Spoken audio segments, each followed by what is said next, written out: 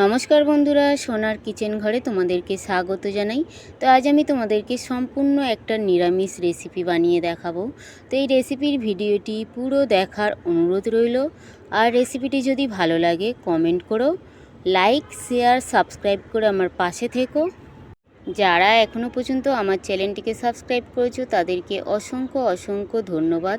যারা এখনও আমার চ্যানেলটিকে সাবস্ক্রাইব করোনি, অনুরোধ রইল আমার চ্যানেলটিকে সাবস্ক্রাইব করে আমার পাশে থাকার জন্য। যারা আমার ফেসবুক পেজ থেকে দেখছো তাদের কাছে অনুরোধ রইল ফেসবুক পেজটা একটা লাইক দিয়ে একটু ফলো করে দেওয়ার জন্য। তো রেসিপিটি বানানোর জন্য এখানে দেখো আমি গ্যাসের মধ্যে কড়াই বসিয়ে দিয়েছি। কড়াইয়ের মধ্যে আমি একটু সর্ষের তেল দিয়ে দিলাম। তেলটা আমি খুব ভালো করে গরম করে নেব।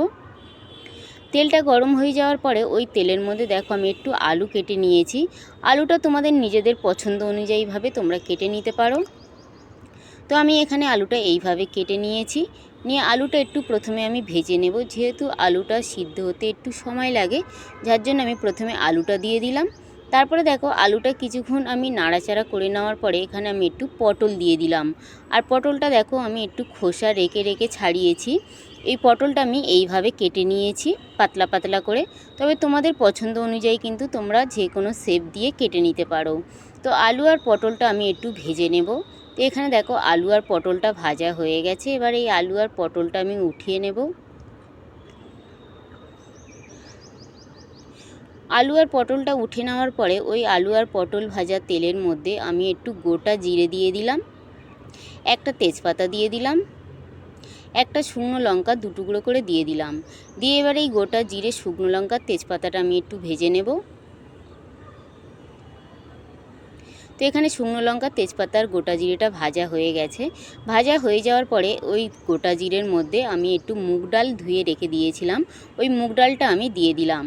মুগ ডালটা দিয়ে এবার এই তেলে আমি একটু মুগ ডালটা ভেজে নেব। যেহেতু মুগ ডালটা আমি ধুয়ে নিয়েছি, যার জন্যে ভাজতে কিন্তু একটু সময় লাগবে, তবে একদম কিন্তু লাল লাল করে ভাজবো না। তো মুগ ডালটা আমি কিছুক্ষণ নাড়াচাড়া করে নেওয়ার পরে ওই মুগ ডালের মধ্যে আমি একটু আদা গ্রেট করে রেখেছিলাম, ওই গ্রেট করা আদাটা আমি দিয়ে দিলাম। দিয়ে ওই মুগ ডালের সঙ্গে আদাটাও আমি ভেজে নেব, যাতে আদার কাঁচা গন্ধটা না আসে। তো এখানে দেখো মুগ ডালটা কিন্তু আমি কিছুক্ষণ ভেজে নিয়েছি। ভেজে নেওয়ার পরে এই মুগ ডালের মধ্যে দেখো আমি অল্প পরিমাণে একটু হলুদ গুঁড়ো দিয়ে দিলাম, একটু আমি কাশ্মীরি লঙ্কার গুঁড়ো দিয়ে দিলাম, স্বাদ অনুযায়ী নুন দিয়ে দিলাম, একটু আমি জিরের গুঁড়ো দিয়ে দিলাম,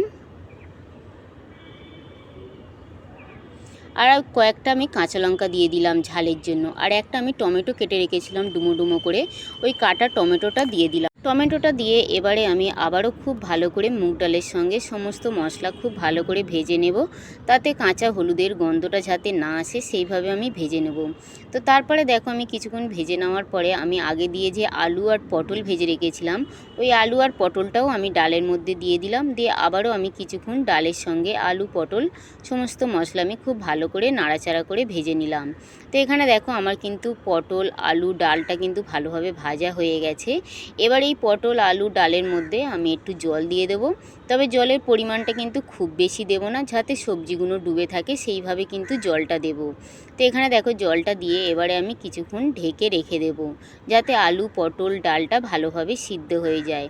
গরমের দিনে এই রকম কিন্তু হালকা হালকা খাবার খেতে কিন্তু ভীষণই ভালো লাগে। আর এই নিরামিষ রেসিপিটা তুমি ভাত দিয়ে রুটি দিয়ে পরোটা দিয়ে সব কিছুর সঙ্গে কিন্তু দারুণ লাগে রেসিপিটা। তো কিছুক্ষণ ঢাকা দেওয়ার পরে দেখো এখানে আমি ঢাকাটা খুলে নিয়েছি।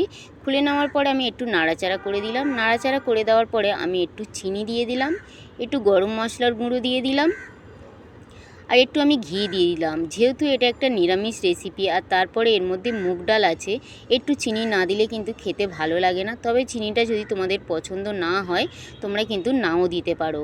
তো ঘি চিনি গরম মশলাটা দিয়ে আবারও আমি কিছুক্ষণ নাড়াচাড়া করে দিলাম।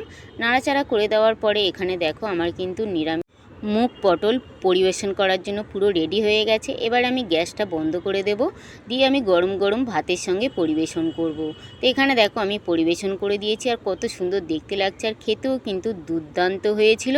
তো এভাবে একবার বানিয়ে খেয়ে দেখতে পারো। আশা করি ছোট থেকে বড় সবাই কিন্তু ভীষণ ভীষণ ভালো লাগবে।